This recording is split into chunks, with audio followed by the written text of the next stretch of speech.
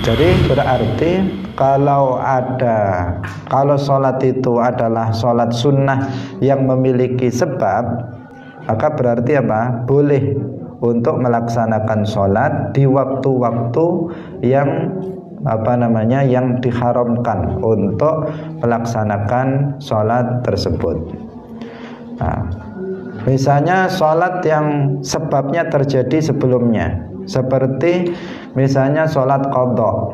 Nah, sholat qadha boleh dilaksanakan meskipun di waktu-waktu yang tidak boleh melaksanakan sholat sunnah, karena sholat qadha memang wajib.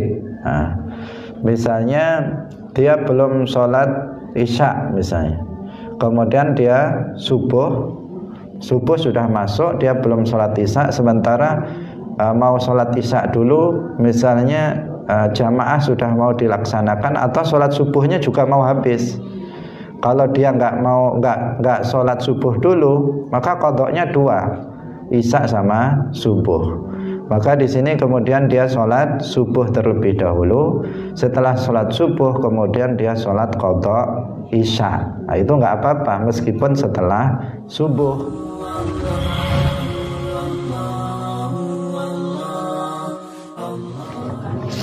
Assalamualaikum warahmatullahi wabarakatuh.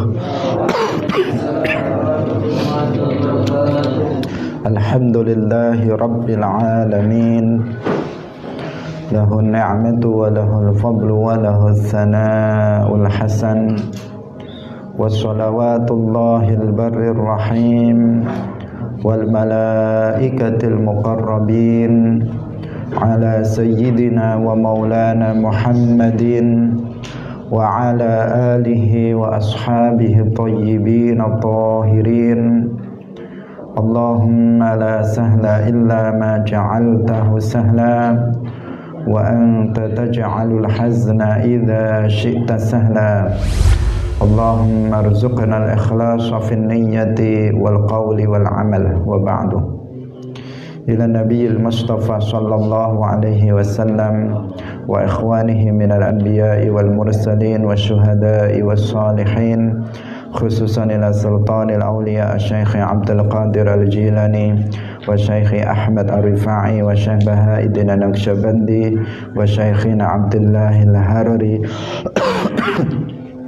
wa ila muallif hadzal kitab Al-Qadhi Abi Syuja' wa ila arwahi jami'i muassisi jam'iyyati Nahdlatul Ulama Syekh Muhammad Hashim Asy'ari wa Syekh Bisri Sansuri wa Syekh Abdul Wahhab Hasbuwah wa ila arwahi jami'i ahli al-qubur minal muslimin wal muslimat wal mu'minin wal mu'minat min masyariqil ardi ila magharibiha, khususan ila arwahi abaina wa ummahatina wa ajdadina wa jaddatina wa masyayikhina wa masyayikhi masyayikhina.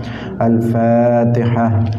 A'udzu billahi minasy syaithanir rajim. Bismillahirrahmanirrahim. Alhamdulillahi rabbil alamin. Ar-Rahmanir Rahim. Maliki yaumiddin. Iyyaka na'budu wa iyyaka nasta'in. Ihdinas siratal mustaqim. Siratal ladzina an'amta 'alaihim ghairil maghdubi 'alaihim waladdallin. Amin. Mari kita baca. Qala al-muallif rahimahullahu ta'ala, faslun wa khamsatu awqatin la yusalla fiha illa salatun laha sababun ba'da salati subhi hatta tatlu'a syamsu wa 'inda tulu'iha hatta tatakamala wa tartafi'a qadra rumhin wa idza stawat hatta tazula wa ba'da sholatil asri hatta taghruba syamsu wa 'indal ghurubi hatta yatakamala ghurubuha.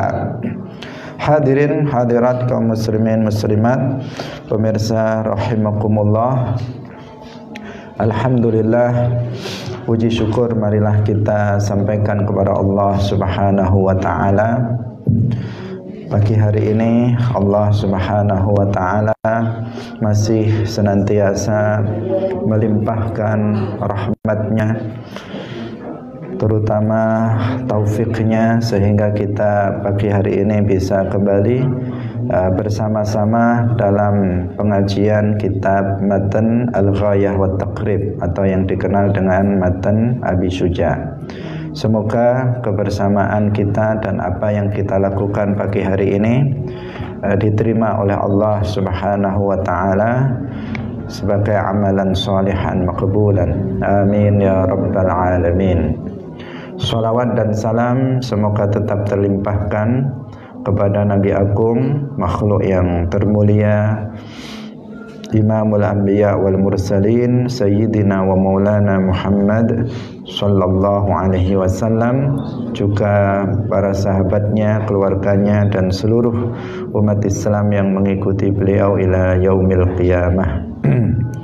Hadirin hadirat kaum muslimin muslimat, pemirsa yang dirahmati oleh Allah Subhanahu wa taala. Pada pagi hari ini kita akan membahas tentang waktu-waktu yang diharamkan untuk melaksanakan sholat sunnah. Namun sebelumnya tidak lupa mengingatkan kepada kita semuanya, baik yang ada di majelis ini dan yang ada di rumah, untuk mengikhlaskan niatnya lillahi ta'ala, bahwa kita hadir dalam majelis ini semata-mata menuntut ilmu karena Allah. Qala al-muallif rahimahullahu ta'ala, faslun wa khamsatu awqatin la yusalla fiha illa salatun laha sababun. Wa khamsatu awqatin, faslun utawi iki iku fasal suci. Wa khamsatu awqatin, lan lima pira-pira waktu. Wa khamsatu awqatin, lan utawi lima pira-pira waktu iku la yusalla ora den lakoni salat fiha ing dalem khamsatu awqatin illa salatun, kejaba salat, laha kang iku ketuwe salat, sababun utawi sabab. Ba'da sholati subhi, suci ing dalem sawuse salat subuh, hatta tatlu'a, sehingga muncul utawa sehingga terbit apa asyamsu, srengenge.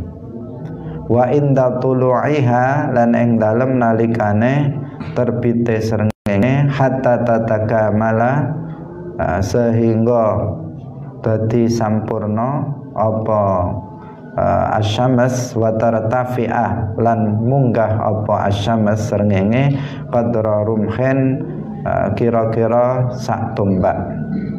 Wa idza stawat, lan tatkalane istiwa, hatta tazula, sehingga lingsir apa srengenge. Idza stawat, tatkalane istiwa apa srengenge, hatta tazula, sehingga lingsir apa srengenge. Wa ba'da sholatil asri, lan ing dalem sause salat asar, hatta taghruba, sehingga mingslep apa asyamsu srengenge. Wa indal ghurubi, lan ing dalem nalikane minslepe srengenge, surupe srengenge, hatta yatakamala, sehingga dadi sampurna apa ghurubuha, minslepe srengenge. Hadirin hadirat rahimakumullah, Fasal ini menjelaskan tentang waktu-waktu yang diharamkan untuk sholat. Sholat yang dimaksud adalah sholat sunnah mutlak, itu dilarang, tidak diperbolehkan untuk dilakukan di waktu-waktu tersebut. Kecuali sholat tersebut adalah sholat yang memiliki sabab,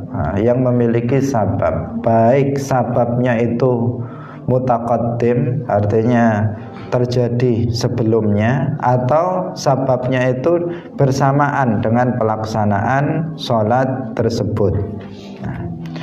Jadi berarti kalau sholat itu adalah sholat sunnah yang memiliki sebab, maka berarti apa? Boleh untuk melaksanakan sholat di waktu-waktu yang yang diharamkan untuk melaksanakan sholat tersebut. Misalnya sholat yang sebabnya terjadi sebelumnya, seperti misalnya sholat qadha. Sholat qadha boleh dilaksanakan meskipun di waktu-waktu yang tidak boleh melaksanakan sholat sunnah, karena sholat qadha memang wajib.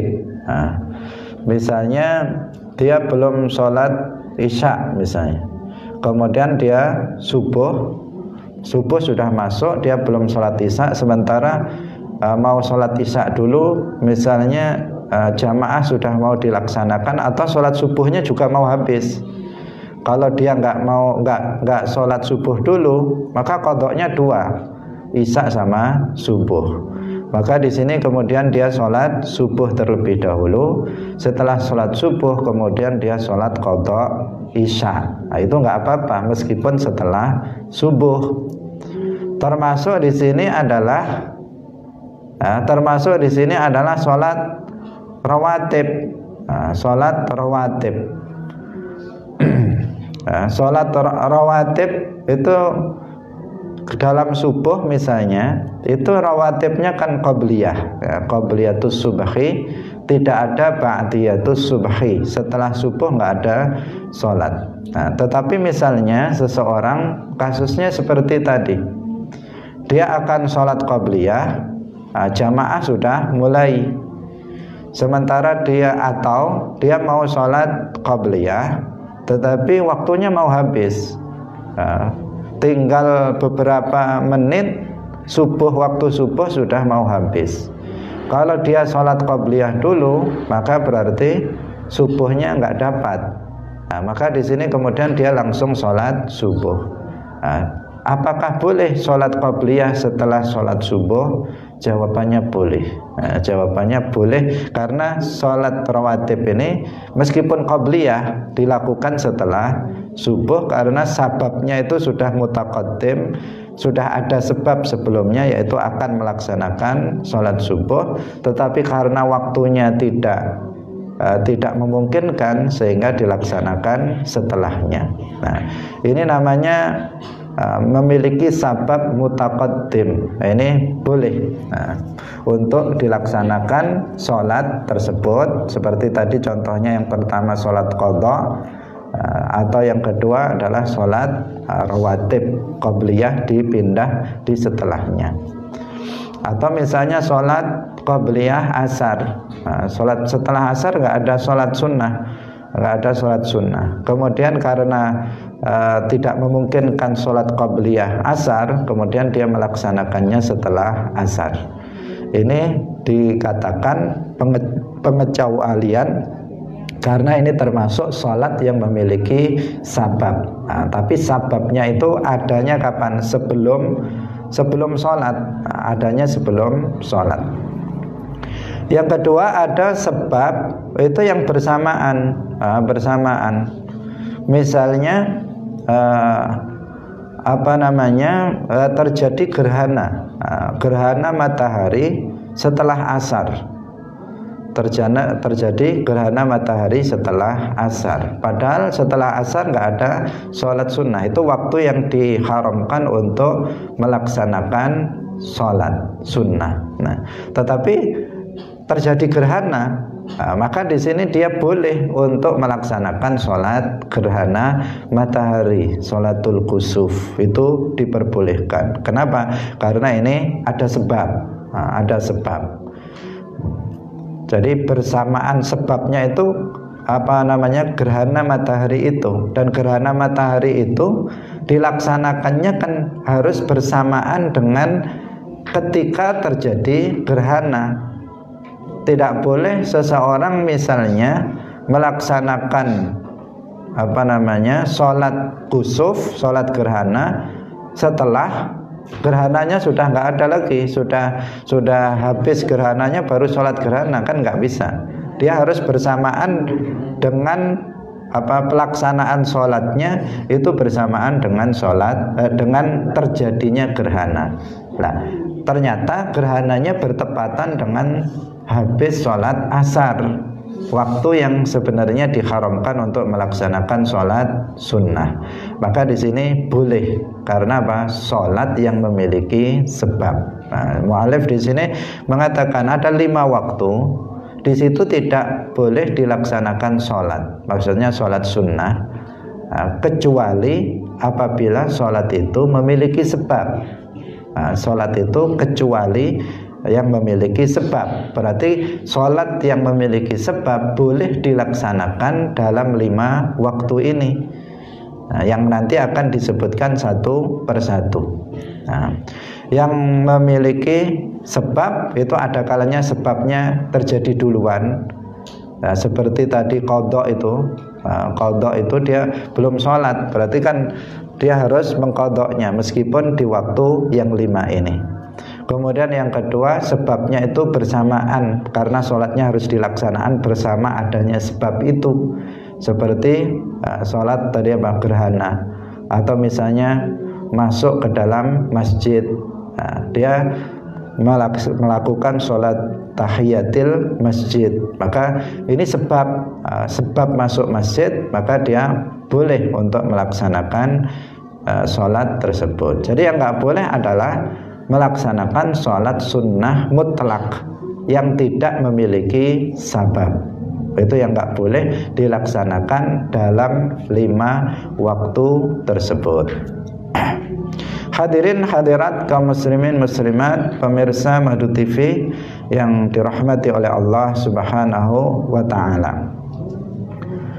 Kalau ada seseorang itu dengan sengaja melakukan sholat sunnah pada waktu-waktu yang 5 ini, secara sengaja dia melakukannya, maka sholat sunnah yang dikerjakannya tidak sah dan dia berdosa, karena memang hukumnya di sini haram dia melakukannya. Nah, kecuali di sini adalah di tanah haram. Kalau di Makkah, di tanah haram Makkah itu kita boleh melakukan sholat sunnah kapanpun kita menghendakinya. Kapanpun kita menghendakinya. Habis subuh, misalnya habis subuh langsung sholat terus. Nanti tengah hari sampai sore sholat, habis asar sholat, boleh kalau di tanah haram Makkah. Ini keistimewaan dari tanah haram. Tanah haram disebut tanah haram karena dia memiliki hurmah, memiliki kemuliaan. Memiliki kemuliaan. Tanah haram adalah tanah yang paling mulia di muka bumi ini. Ada 2, tanah haram Makkah dan tanah haram Madinah. Ini tempat yang termulia di muka bumi ini. Di muka bumi ini. Jadi kalau ditanya mana di muka bumi ini tanah yang paling mulia, kalau afdhalul buq'ah secara umum itu adalah masjid, tetapi tanah haram dari yang ada di bumi ini, dari tanah itu yang paling mulia adalah tanah haram Makkah dan tanah haram Madinah. Mana yang lebih utama di antara tanah haram Makkah dan tanah haram Madinah? Para ulama berbeda pendapat. Sebagian mengatakan tanah haram Makkah lebih utama daripada tanah haram Madinah. Sebagian sebaliknya, tetapi semuanya sepakat bahwa tanah yang digunakan untuk menguburkan jasad Nabi itu yang paling utama.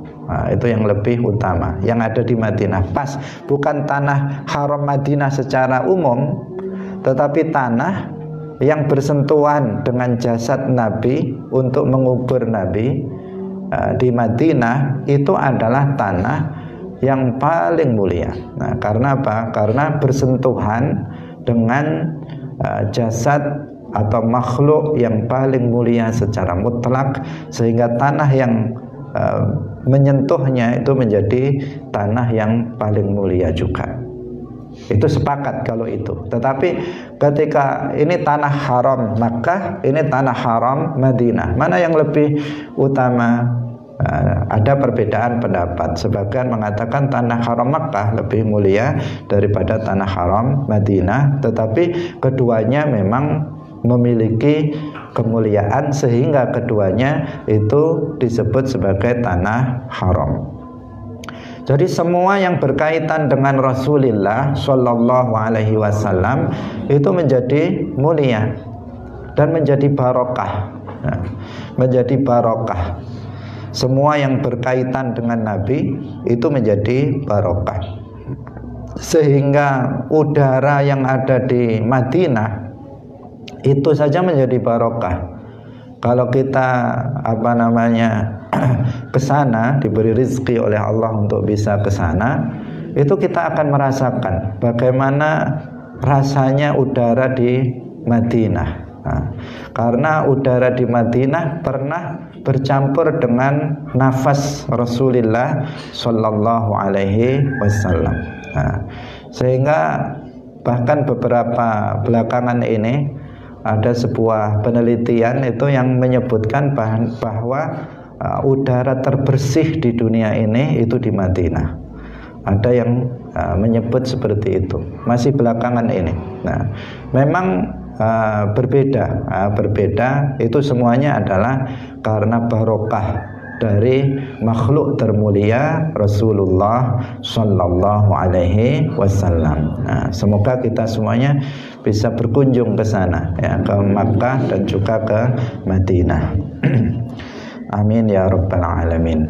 Nah, tanah haram ini juga memiliki keistimewaan. Nah, dia memiliki, selain memiliki kemuliaan yang khusus dibandingkan dengan tanah-tanah yang lain, Makkah dan Madinah itu memiliki keutamaan atau memiliki kekhususan dalam persoalan ibadah tertentu. Di antaranya yang sedang kita bahas ini, di tanah haram Makkah kita itu boleh melaksanakan sholat kapanpun kita kehendaki. Kita mau sholat sunnah habis subuh nggak masalah, mau sholat di tengah hari tidak masalah, mau sholat sunnah setelah asar tidak masalah, mau sholat sunnah ketika matahari terbit nggak ada masalah, nggak ada larangan, tidak ada larangan untuk itu. Baik malam maupun siang, kapanpun kita menghendaki untuk sholat sunnah itu diperbolehkan jika kita berada di tanah haram. Itulah istimewanya. Sementara kalau kita di sini di Indonesia, maka di 5 waktu ini kita tidak boleh melaksanakan sholat sunnah mutlak yang tidak memiliki sabab, itu tidak diperkenankan. Bahkan sholatnya jika sengaja seseorang melakukannya maka tidak sah sholatnya dan dia berdosa. Nah, kenapa ini memiliki keistimewaan tanah haram sehingga kita bisa sholat sunnah kapanpun kita mau? Karena memang Rasulullah Shallallahu Alaihi Wasallam itu memberikan izin tentang hal itu, sebagaimana diriwayatkan oleh Al-Imam At-Tirmidzi. Itu dalam hadis itu disebutkan bahwa Rasulullah mengizinkan untuk sholat sunnah mutlak di tanah haram kapanpun dia menghendakinya, tanpa ada waktu yang diharamkan untuk melaksanakan sholat di dalamnya. Mu'allif rahimahullah itu menyatakan ada 5 waktu yang tidak boleh seseorang melaksanakan sholat di dalamnya. Yang pertama, beliau mengatakan ba'da sholatis subhi hatta tatlu'asy syams. Jadi hatta tatlu'asy syams, setelah sholat subuh sampai terbitnya matahari. Seperti ini kita sekarang setelah sholat subuh, seperti ini kita nggak boleh melaksanakan sholat sunnah mutlak. Kalau sholat qadha isya tadi boleh, misalnya ketinggalan atau yang memiliki sebab, misalnya terjadi gerhana bulan di waktu subuh. Di waktu subuh terjadi gerhana bulan. Terkadang terjadi kalau tanggalnya tanggal tua, itu kan bulan itu kan masih tampak. Nah, ketika itu bisa terjadi gerhana bulan di waktu subuh. Setelah sholat subuh, seseorang boleh melaksanakan sholat gerhana bulan atau sholatul khusuf. Kalau matahari kusuf, kalau bulan khusuf. Nanti akan ada pembahasan di belakang tentang tata cara pelaksanaannya. Jadi kalau kita sudah selesai melaksanakan sholat subuh, maka kita tidak boleh melakukan sholat sunnah mutlak.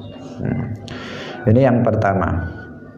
Sholat sunnah mutlak itu ya pokoknya sholat sunnah, nggak ada bukan sholat karena masuk masjid, namanya sholat tahiyatil masjid, bukan sholat karena yang ada karenanya itu memiliki sebab.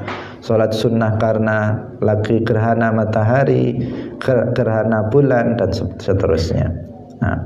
Kemudian yang kedua adalah wa inda tulu'iha hatta tatakamala, yaitu ketika terbit matahari sampai sempurna, terbitnya itu sempurna, wa tartafi'a qadra rumhin, dan naik, matahari itu telah naik kira-kira seukuran 1 tombak.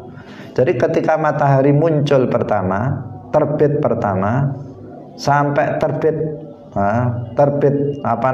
keseluruhan. Jadi mulai terbit itu artinya sudah muncul sedikit. Sudah kita bahas di awal, ketika matahari itu sudah muncul meskipun hanya sedikit, itu waktu subuh sudah habis. Waktu subuh sudah habis. Muncul sedikit saja, nggak usah keseluruhan bulatan matahari terlihat, muncul sedikit saja, maka berarti subuh sudah habis. Ketika matahari telah terbit meski hanya sedikit, itu adalah waktu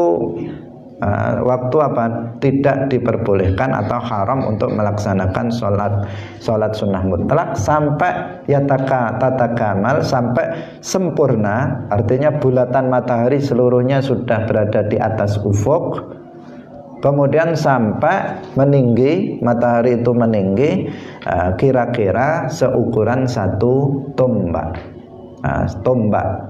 Tombak alat untuk perang itu, 1 tombak itu sama dengan 7 hasta. 1 hasta itu sekitar 46, 47, 48, 49 cm. Jadi kali 7 berarti sini sampai berapa? Misalnya segini, 1 hasta kan dari sini sampai sini. Sekitar 47 cm kali 7. Kalau matahari kita lihat dari ufuk sudah naik seukuran 1 tombak, ini berarti setelah itu sudah enggak haram lagi. Ketika masih ukuran misalnya setengah tombak atau 2/3 tombak atau 2 tombak, itu masih kalau bukan tombak, kalau 1 tombak, kalau misalnya masih 1 hasta, 2 hasta, 3 hasta, 4 hasta, berarti masih belum boleh kita melaksanakan sholat sunnah mutlak di situ. Tapi kalau sudah 7 hasta, berarti sudah 1 tombak, maka di sini baru setelah itu boleh seseorang melaksanakan sholat sunnah. Di antaranya di situ berarti sudah masuk pelaksanaan sholatul duha, sholat sunnah duha. Jadi berarti kalau disambung itu kan bersambung dengan yang pertama tadi. Jadi mulai dari habis sholat subuh itu udah nggak boleh sholat sunnah mutlak. Kemudian matahari terbit nggak boleh sholat sunnah sampai kemudian sempurna matahari terbitnya sampai 1 tombak, itu terus nggak boleh melaksanakan sholat sunnah mutlak. Itu kira-kira waktunya, ya, waktunya sampai matahari itu naik 1 tombak, itu waktunya kira-kira 20 menit dari mulai terbitnya matahari. Sekarang misalnya jam berapa matahari itu terbit, maka 20 menit kemudian itu biasanya matahari sudah naik 1 tombak atau sekitar 7 hasta. Hadirin hadirat rahimakumullah. Ini yang kedua. Kemudian yang berikutnya adalah wa inda tulu'iha hatta tatakamal, tadi sudah, wa tartafi'a qadra rumhin. Kemudian wa idza stawat hatta tazula, ketika matahari itu istiwa itu yaitu ketika matahari di tengah langit, berada tepat di tengah langit sampai matahari itu bergeser. Di tengah langit itu artinya apa? Menurut pandangan kita, dalam pandangan kita dia di tengah langit, bukan hakikatnya matahari betul-betul di tengah langit. Enggak, karena apa? Karena lain negara, lain lagi. Ketika kita bilang sekarang di tengah langit, maka di daerah di Indonesia saja, di Indonesia Timur misalnya, sudah tadi di tengah langitnya. Sementara di tempat kita baru di tengah langit. Sementara di daerah yang barat itu belum di tengah langit, dan begitu seterusnya. Artinya di tengah langit dalam ukuran pandangan kita, pandangan kita, tidak di tengah langit secara hakiki, yang sebenarnya tidak seperti itu. Jadi ketika matahari itu istiwa, artinya matahari berada tepat di tengah langit, ini nggak boleh kita melaksanakan sholat. Ini belum masuk waktu zuhur, belum masuk. Tetapi menjelang masuk waktu zuhur, beberapa detik sebelum masuk waktu zuhur, itu yang nggak boleh melaksanakan. Ini waktunya cuma sebentar, waktunya sangat singkat. Waktu yang sangat singkat, yaitu ketika suatu benda itu diletakkan di bawah matahari, bayangannya itu mencapai bayangan terpendek, untuk kemudian bayangannya akan bergeser ke arah timur. Sebelumnya ketika matahari terbit itu kan bayangan ada di barat. Ketika di tengah langit itu bayangannya mencapai bayangan terpendek. Sehingga bayangan itu sering disebut dengan zilul istiwa, bayangan istiwa. Ketika matahari di tengah langit. Ketika matahari itu bergeser ke arah barat, maka bayangan suatu benda itu bergeser ke timur. Kalau di tempat kita dia ya di mana saja, karena matahari di mana saja itu terbit dari timur dan tenggelam di arah barat. Jadi waktu ini sehingga sangat pendek, tidak lama waktu yang diharamkan ini. Kalau seseorang misalnya pas takbiratul ihram dia mengatakan sholat sunnah Allahu Akbar pas istiwa, maka ini dia jatuh pada keharaman. Padahal dia menunggu beberapa detik sudah zuhur, waktu zuhur sudah masuk dan dia bisa melaksanakan sholat sunnah. Apakah sholat sunnah qabliyah atau sholat sunnah mutlak, itu sudah bisa dilakukan. Hadirin hadirat kaum muslimin muslimat, pemirsa Madu TV rahimakumullah. Kemudian yang berikutnya, jadi hatta tazula, setelahnya adalah wa ba'da sholatil asri hatta taghruba syamsu, setelah sholat asar sampai tenggelamnya matahari. Nah, setelah sholat asar sampai tenggelamnya matahari. Nah, setelah seseorang sholat asar, dan setelah sholat asar nggak ada sholat ba'diyah, yang ada adalah sholat qabliyatul asri. Nah, jika seseorang telah selesai dalam pelaksanaan sholat asar, apakah sholat asarnya itu di awal waktu, atau di pertengahan waktu, atau di akhir waktu, setelahnya nggak ada sholat sunnah mutlak. Nah, nggak ada sholat sunnah.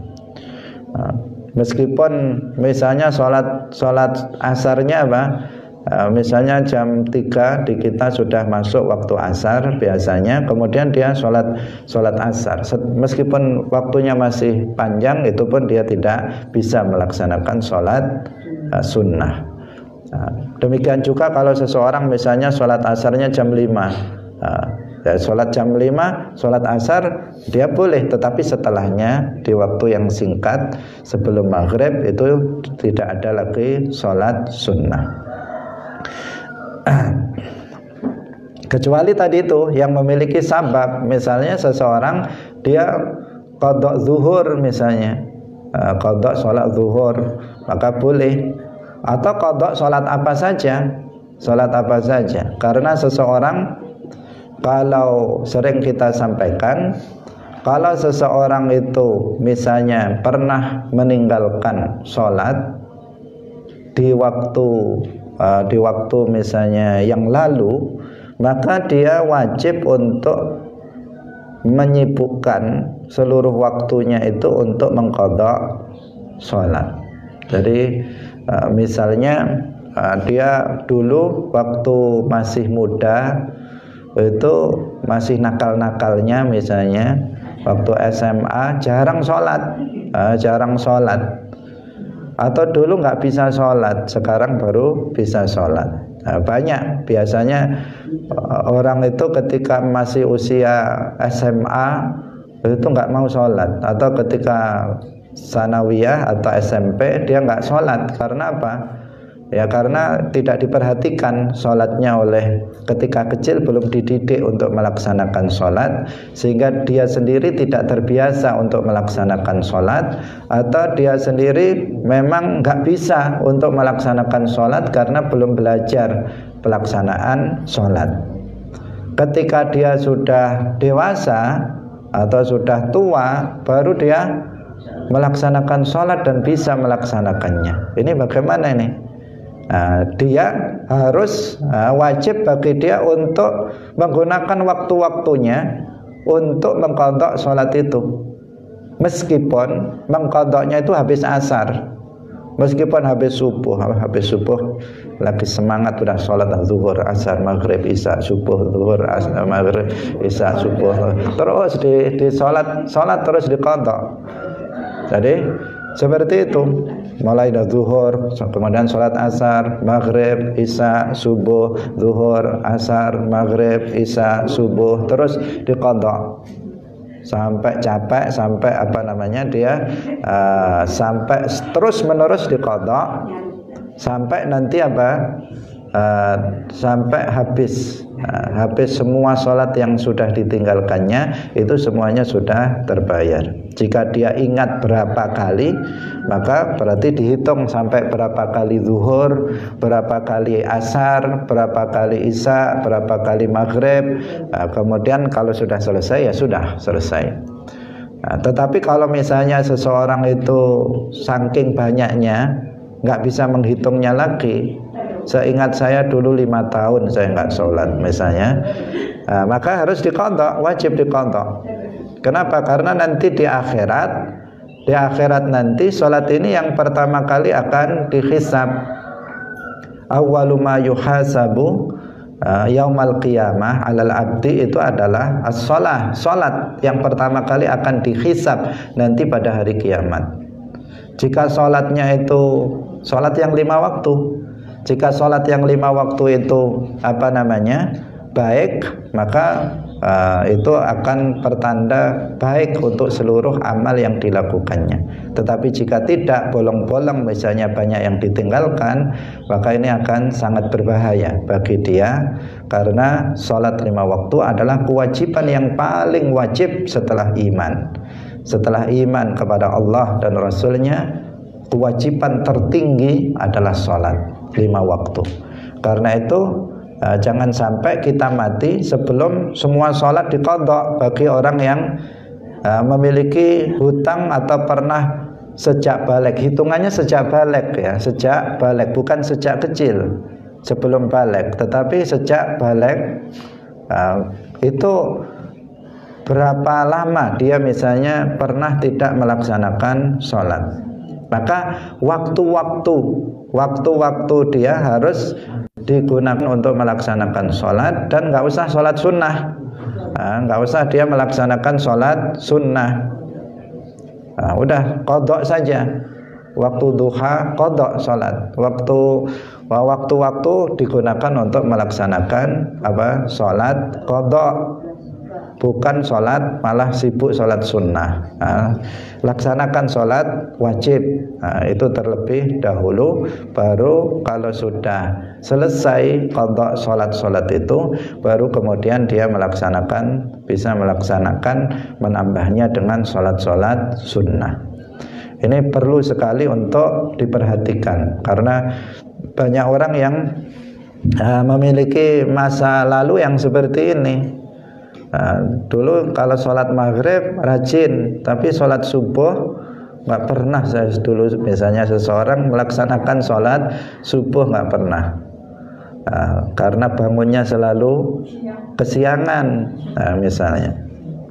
Nah, ini harus segera untuk diqadha, jangan sampai kedahuluan mati sudah belum diqadha sholatnya. Hadirin hadirat rahimakumullah, ini masalah yang bukan masalah sepele, bukan masalah sepele. Orang yang meninggalkan sholat itu berdosa besar, yang dosanya itu mendekati kekufuran. Artinya bukan kufur, tetapi dia saking besarnya mendekati itu, sehingga ada sebagian sebagian kelompok itu yang sampai mengatakan kafir orang yang melakukannya, orang yang meninggalkan sholat, gara-gara ada hadis yang secara zahir menyebutkan seperti itu. Tapi para ulama tidak memaknainya dengan makna zahir, tetapi orang yang meninggalkan sholat itu hukumnya dirinci. Kenapa dia meninggalkan sholat? Jika dia meninggalkan sholat itu karena malas, disuruh sholat, kamu sholatlah, dia mengatakan malas saya, aras-arasen sholat, maka orang yang seperti ini dia berdosa besar, dia jatuh pada dosa besar, dan dia wajib untuk mengqadhanya. Menurut mazhab 4, orang yang meninggalkan sholat dia wajib meskipun dengan sengaja dia harus mengqadhanya. Karena ada sebagian pendapat, diantaranya tokoh Wahabi Nasiruddin Al-Albani, itu yang mengatakan nggak bisa diqadha. Kalau ada orang meninggalkan sholat itu nggak ada qadhanya. Ini adalah pendapat yang keliru, pendapat yang menyimpang dari pendapat mazhab 4. Jadi hukumnya tadi, kalau dia meninggalkan sholat itu karena malas, maka dia berdosa besar. Tetapi kalau dia itu meninggalkan sholat itu karena sakit, ya berdosa besar. Karena sakit bukan alasan untuk meninggalkan sholat. Karena jika dia, kemarin kita jelaskan, kalau dia nggak bisa berdiri, maka dia duduk sholatnya dan seterusnya. Yang kedua ini karena dia ingkar terhadap kewajiban sholat. Ketika ditanya kenapa kamu nggak sholat, dia mengatakan sholat itu nggak wajib bagi saya. Wajib bagi kamu, nggak wajib bagi saya. Misalnya dia mengatakan begitu. Nah, maka di sini dia jatuh pada kekufuran. Nah, jatuh pada kekufuran, dosa yang lebih tinggi, lebih besar dibandingkan dosa dari dosa besar. Berupa meninggalkan sholat karena malas tadi. Ini lebih tinggi karena apa? Dia ingkar terhadap kewajiban sholat. Berarti dia mendustakan Allah dan Rasulnya yang telah mewajibkan sholat. Allah telah mewajibkan sholat. Inna sholata kanat 'alal mu'minina kitaban mawquta. Rasulullah sudah mewajibkan khamsu shalawatin katabahunna 'alal ibadi. Sudah disebutkan seperti itu. Tegas ini sudah jelas kewajiban sholat 5 waktu ini. Tetapi kemudian dia mengatakan sholat 5 waktu itu nggak wajib. Nah, ini berarti apa dia? Takdzib, dia mendustakan Allah, mendustakan Rasulullah, hukumnya dia keluar dari Islam. Hadirin rahimakumullah. Jadi kalau seseorang itu nggak sholat karena malas, maka hukumnya dia jatuh pada dosa besar. Dan ini kebanyakan orang begitu, nggak sholat itu karena malas. Padahal sholat itu tidak membutuhkan waktu yang lama, sangat sebentar. Pada umumnya orang itu nggak memerlukan waktu yang lama. Paling 5 menit sudah selesai, sudah sama zikirnya, sudah lengkap, sudah itu 5 menit. Ada yang lebih pendek dari itu. Jadi seperti itu hukum daripada meninggalkan sholat. Bahkan dalam fikih, jika ada pemerintah itu menerapkan hukum Islam, orang yang meninggalkan sholat karena malas itu harus dipanggil, diminta untuk segera bertaubat dan mengqadha sholat. Kalau dia nggak mau, maka dibunuh hukumannya. Sampai seperti itu. Itu menunjukkan betapa mengerjakan sholat 5 waktu itu sangat penting sekali. Sangat penting sekali. Dalam agama itu sesuatu yang kewajiban yang paling wajib setelah iman. Dipanggil, diminta, kamu sholatlah oleh pemerintah, dipanggil. Kalau ada pemerintahan yang memang menerapkan hukum Islam. Kalau dia kalau dia mau mengqadhanya ya dibiarkan, kemudian dia mengqadhanya. Tapi kalau dia diperingatkan, sholatlah yang kamu tinggalkan itu, kemudian dia nggak mau sholat, tetap nggak mau sholat, maka di sini khalifah atau pemerintah ini membunuhnya. Tapi hukumnya dia ini hadnya, haddu tarikis sholat, had bagi orang yang meninggalkan sholat. Dia hukumnya tetap muslim. Dia mati dalam keadaan muslim, tidak kafir. Hadirin hadirat rahimakumullah, ini semuanya perlu kita sampaikan mengingat pentingnya sholat ini, dan terkadang sebagian orang mengabaikan permasalahan ini. Maka jika kita merasa bahwa kita pernah meninggalkan sholat, segeralah untuk diqadha. Gunakan waktu-waktu kita untuk hari-hari, siang, malam untuk mengqadha sholat-sholat yang pernah kita tinggalkan. Kalau sampai tidak terhitung lagi, pokoknya terus qadha saja, qadha sampai kemudian di hati itu sudah merasa seluruhnya sudah saya qadha. Maka ketika itu sudah bisa berhenti dari mengqadha sholat-sholat yang pernah dia tinggalkan. Sampai sejak kecil sholat ini sudah wajib diajarkan oleh wali, kedua orang tuanya. kepada anak ketika umur 7 tahun. Nabi mengatakan muru auladakum wahum abna'u sab'in wadribuhum 'alaiha wahum abna'u ashrin. Perintahkanlah anak-anak kalian untuk melaksanakan sholat ketika mereka berumur 7 tahun hijriah. Diperintah, orang tua wajib untuk mengatakan sholatlah setiap waktu. Zuhur, orang tua harus mengatakan sholatlah. Asar nanti datang, orang tua harus mengatakan sholatlah. Anak sholat atau enggak sholat ini belum urusan, yang penting harus perintah sholatlah. Nanti maghrib datang, orang tua harus salah satu dari bapak atau ibu atau kakek atau nenek, salah satu dari 4 orang ini harus ada yang mengatakan sholatlah. Nanti isya sholatlah, subuh sholatlah, dan seterusnya. Ini untuk perintah, kewajibannya adalah perintah. Jika anak nggak mau sholat, ini belum ada kewajiban lebih dari itu. Belum ada kewajiban lebih dari itu. Tetapi nanti jika sudah umur 10 tahun, maka wadribuhum 'alaiha wahum abna'u ashrin.